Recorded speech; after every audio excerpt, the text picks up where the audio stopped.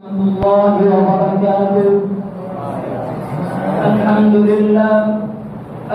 لله رب العالمين، والصلاة والسلام على رسوله النبي الكريم. أما بعد، قال الله تبارك وتعالى: وما لكم لا تقاتلون في سبيل الله والمستضعفين من الرجال والنساء والولدان الذين يقولون ربنا أخرجنا من هذه القرية الظالم أهلها. وقال النبي صلى الله عليه وآله وسلم: من رأى منكم منكرا فليغيره بيده، فإن لم يستطع فبلسانه، فإن لم يستطع فبقلبه، وذلك أضعف الإيمان. رواه مسلم. ارباب علم و دانش، آج اگر موجودہ دور کے مسائل پر نظر ڈالی جائے تو سب سے بڑا مسئلہ فلسطین کا مسئلہ ہے. آج اہل فلسطین مظلوم اور مجبور ہیں، بے یار و مددگار ہیں، کرب اور اذیت کا شکار ہیں. آج فلسطین پر طرح طرح کے ظلم اور تشدد کیے جا رہے ہیں. جی ہاں، آج اہل فلسطین مظلوم اور مجبور ہیں. ذی وقار دوستو، بات صرف یہیں تک نہیں. آج اہل فلسطین ان کے گھروں کو، ان کے ہسپتال اور تعلیمی اداروں کو ان کی نگاہوں کے سامنے خاکستر کر دیا گیا ہے.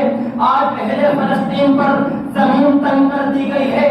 آج اہل فلسطین پر آسمان سے خونی بارش کے ذریعے خوف و ہراس کے اندر انہیں قید کر دیا گیا ہے.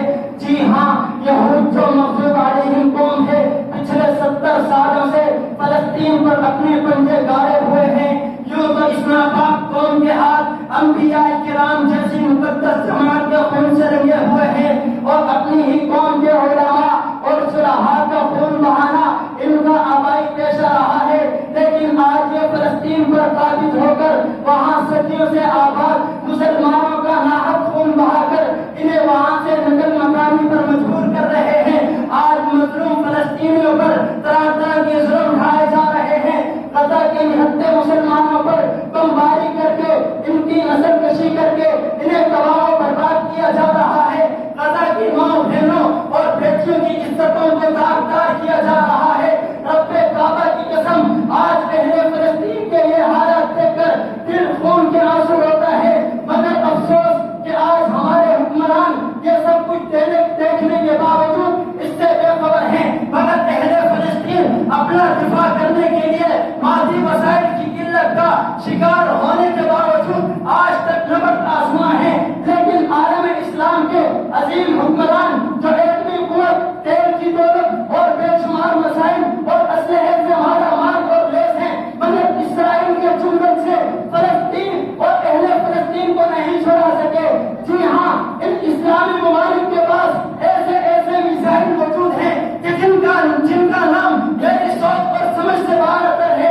مگر اس کے باوجود یہود فورسز کی جانب سے مظلوم فلسطینیوں پر بے دریغ حملے کیے جا رہے ہیں. لہذا آج میں نے یہ فیصلہ کیا ہے کہ علماء کرام کی قیادت میں یونائیٹڈ نیشن میں بیٹھے انسانی حقوق کے علم برداروں اور بالخصوص ایوان بالا میں بیٹھے سیاسی اور اجاش حکمرانوں کو یہ پیغام دینا چاہتا ہوں کہ کل قیامت کے دن اگر خالق کائنات نے تم سے پوچھ لیا، میں نے تمہیں عہدے اور منصب دیے تھے، میں نے تمہیں قوت اور طاقت دی تھی، اس کے باوجود مظلوم فلسطینیوں پر طرح طرح کے ظلم اور جبر کیے جا رہے تھے، تو تم نے اس وقت ان کے لیے کیا اقدامات کیے؟ خدایا اس وقت شرمندہ نہ ہو جانا. اس لیے آج بھی وقت ہے اپنے مسائل کو مظلوم فلسطینیوں کے دفاع کے لیے استعمال کریں اور ان کے ساتھ اظہار یکجہتی کے لیے اٹھ کھڑے ہوں. اس لیے تو شاعر نے بھی کیا خوب کہا: جب پرچم جا لے کر نکلیں گے ہم خاک نشین مقتل مقتل، اس وقت سے لے کر آج تک جنات پہ ہے بدکاری ہے، زخموں سے بدن چھوڑ سے ہی تم اپنے شکستہ تیر کرو، خود ترکش والے کہہ دیں گے یہ بازی کس نے ہاری ہے. ہماری